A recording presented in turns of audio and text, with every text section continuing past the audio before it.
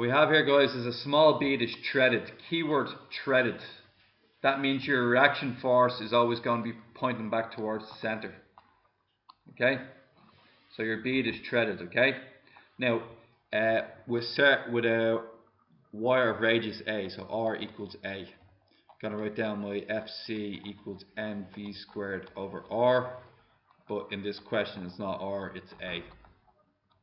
Okay, the bead is projected from the lowest point with speed u. Show that the reaction, the R value, between the bead and the wire when the radius of the bead makes an angle 60 degrees with the downward vertical is this here.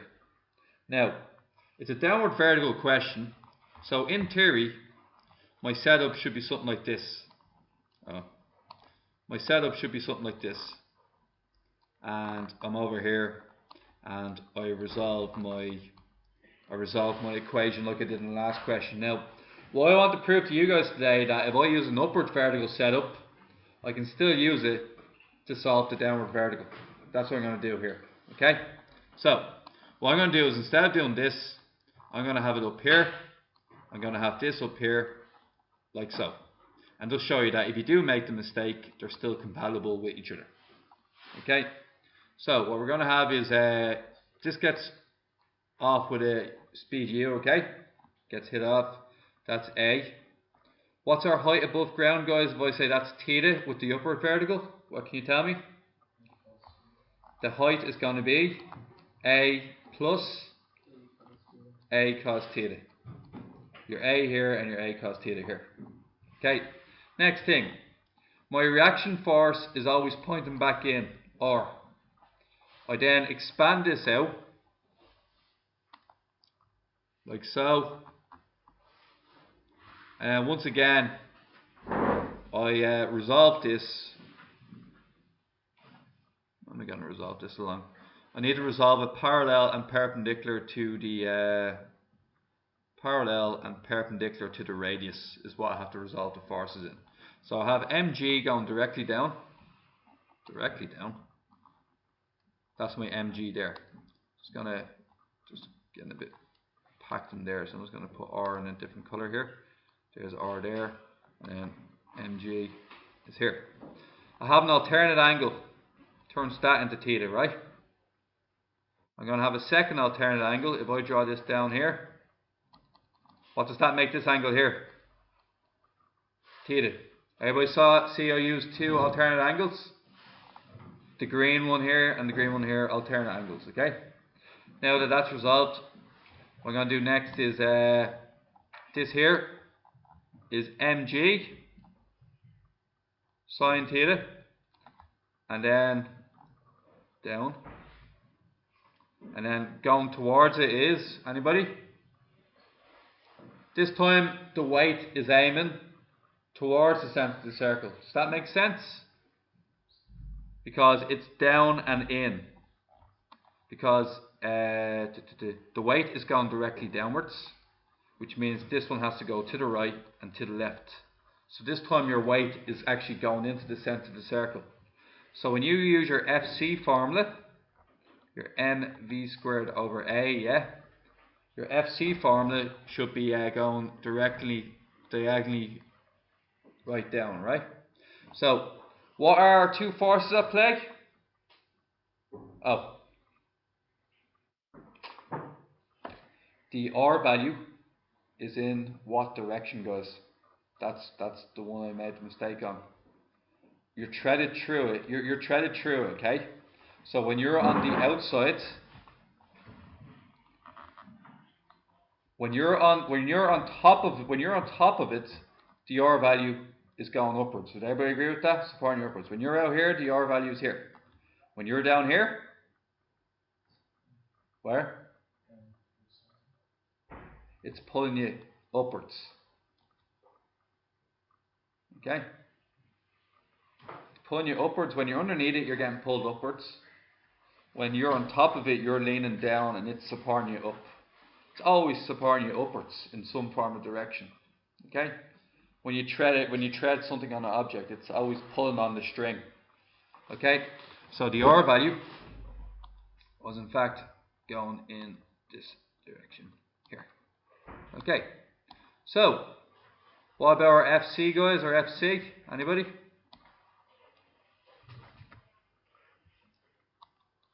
What do you think?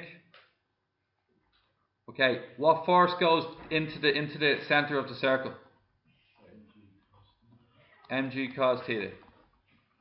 My mg cos theta going diagonally left down.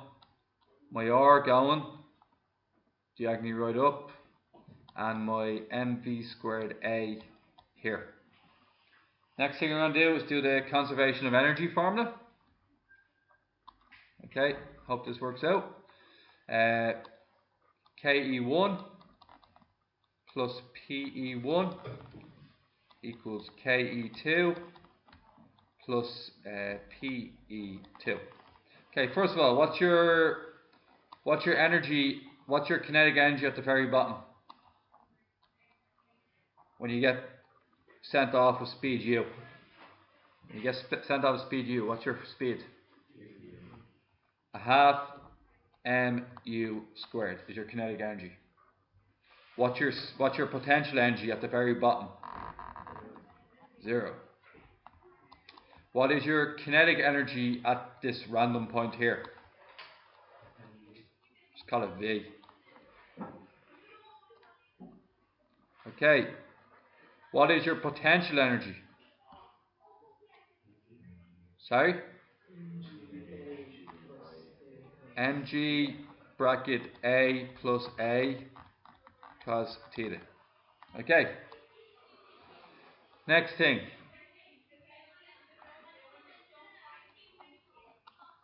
Now, at this point in time, you go back and you reread the whole question. You want to show that when the angle is 60, the reaction, you're looking to isolate R. You're trying to isolate R is the whole question when theta is 60. So when you put this down here, what you're basically going to say is isolate R, theta equals 60. That's what the question states. Find the reaction force when the angle with the downward vertical is 60. Now here's the kicker. Okay, here's where you have to make another adjustment. Okay, when you're looking at it's 60 with the downward vertical, you're talking that 60 degrees there, aren't you? Now because my diagram's so completely flooded upwards, I'm going to have to draw a second diagram just to show you what I'm getting at with this downward vertical business. Okay, this here is my angle. Okay, I want this angle to end up down here 60 degrees. If I start off here, how much degrees do I have to go? According to my theta, how far do I have to go? 120. So, well, because I use an upward vertical system instead of the downward vertical system, I have to change it to 120, not 60.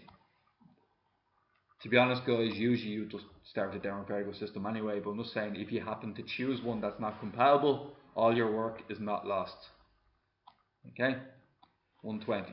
Now, look at both equations. You're going to notice that there's no easy answer. I recommend isolating mv squared. Okay, so what I'd recommend with this one here is that we move everything to one side. So we're going to get a half mu squared plus minus mga cos theta. This is all coming from this equation here. Equals a half mv squared. Multiply everything by 2. Mu squared minus 2 mga minus 2 mga cos theta equals mv squared. Go and divide everything by a. Make it compatible with this one here. A, cancel that one, put an A underneath there. Now both equations are the same. I'm going to get mu squared over A minus 2 mg minus 2 mg cos theta equals mg cos theta minus r. Isolate r. R equals Bring the 2mg over the other side. 3mg cos theta. And then, what's that going to be? Plus 2mg? Huh? The r goes to the left, turns into plus. The 2mg cos theta moves to the right, becoming a plus. 2mg, don't worry, I usually probably made a mistake by now anyway. Minus mu squared all over a. Next thing is my theta is equal to 120, is it? 120. So r equals 3mg cos 120. Gonna get a negative reaction force. It's interesting. 3mg cos 120 plus 2mg minus mu squared over a. Now, have to panic. What is 3 cos 20?